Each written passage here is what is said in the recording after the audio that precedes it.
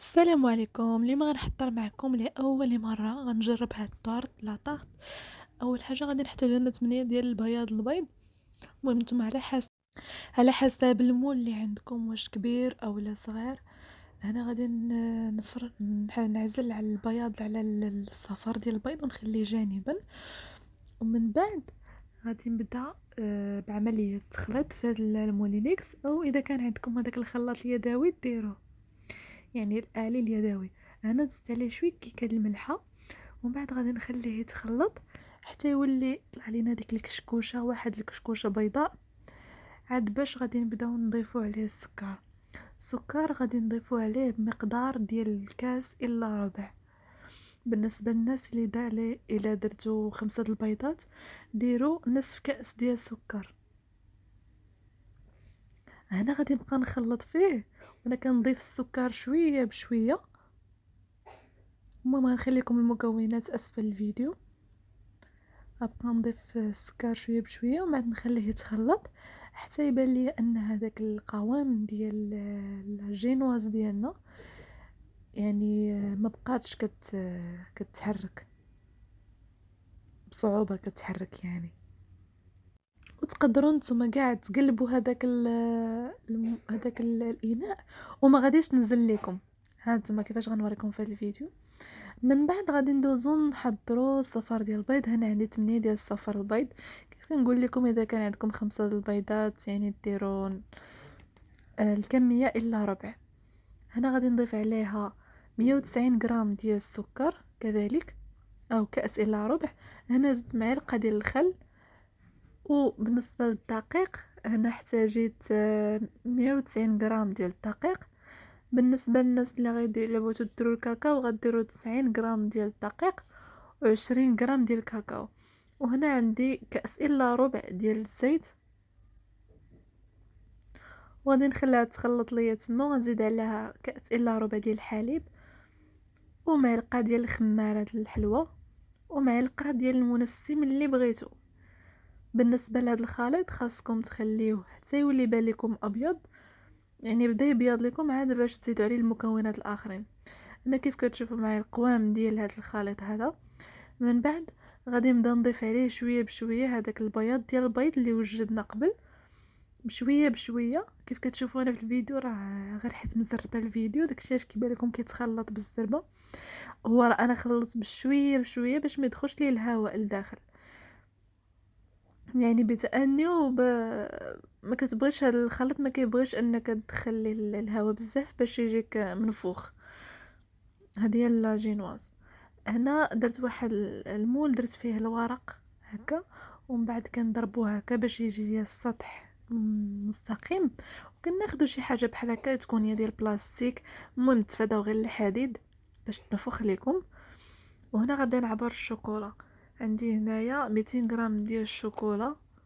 نتوما لكم الذوق، يعني بغيتو ابيض او اسود اللي بغيتو. انا كنعبر هنايا بالميزان ديالي 200 غرام ديال الشوكولاته. وغادي نحتاج 160 غرام ديال الكريمه السائله اللي غادي نطيبها مع الشوكولا. وغنحتاج 240 غرام ديال الكريمه اللي نخليها بارده. هاي تاهي كذلك غادي نعبرها. المهم 240 غرام او اكثر، يعني نتوما لكم اختيار. انا خديت داك الشوكولا وزدت عليه داك 160 غرام ديال الكريمه السائله ودرتو في البوطه او في باب ماغي. المهم الا درتوها في البوطه نيشان نقصوا عليها. هنا غادي نكبها في هذا الاناء وغنزيد عليها ديك الكريمه اللي بارده شويه بشويه وانا كنخلط. المهم زيدوا شويه بشويه باش تجانس لينا هذاك الشوكولا مع هاد الكريمه اللي بارده. وبالنسبه للكيك اولا الجينواز كتشعلوا عليها غير لتحت لمده 45 دقيقه عاد باش يمكن لكم تحلوا عليها باش تشوفوا واش طيب ولا لا. هنا بالنسبه لهاد الغاناش هادي انا درت عليها هذا السلوفان باش الهواء ما يبقاش يخرج منها، يبقى محبوس. وغنديرها في الثلاجه لمده 15 دقيقه في المجمد. وهنا خليت واحد الخلاط اليدوي وبقيت كنخلط فيها. كنبقى نخلط فيها قد ما خلطت اكثر قد ما تضاعف لكم الكميه. عفوا. هنا كيف كتشوفوا معايا كيفاش ولات عندي الكريمه. هنا من بعد ما خرجت ليا داك الكيك خليتها تبرد وقطعتها بداك الخيط.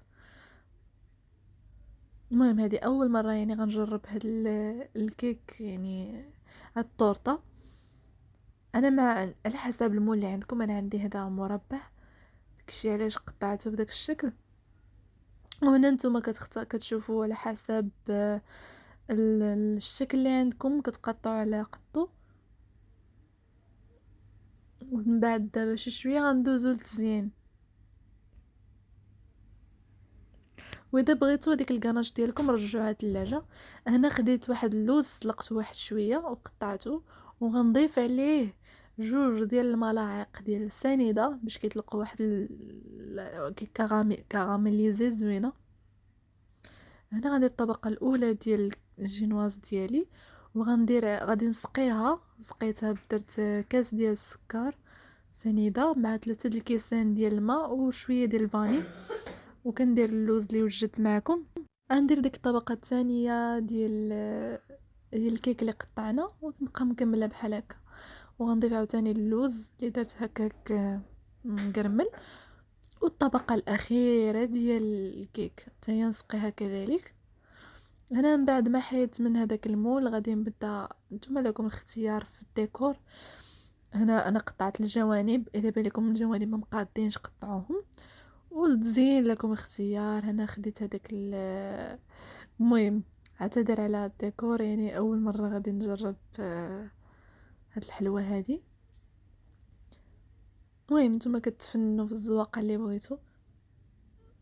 انا خديت هذاك الحبيبات راه كيتباعوا عند اصحاب الحلويات ب5 دراهم واحد شويه. ايوا بالصحه والراحه. المهم شاركت معكم اول مره غنصايب شي كيك هكا فيه الكريم، وهي كيف الشكل ديالها كيف كيجي من الداخل. نقطع لكم واحد المورسو باش تشوفوه. هي بصراحه جات زوينه، المذاق ديالها زوين، بالاخص داك اللوز كيعطي واحد القرمشه زوينه. وجربوها بالصحه والراحه.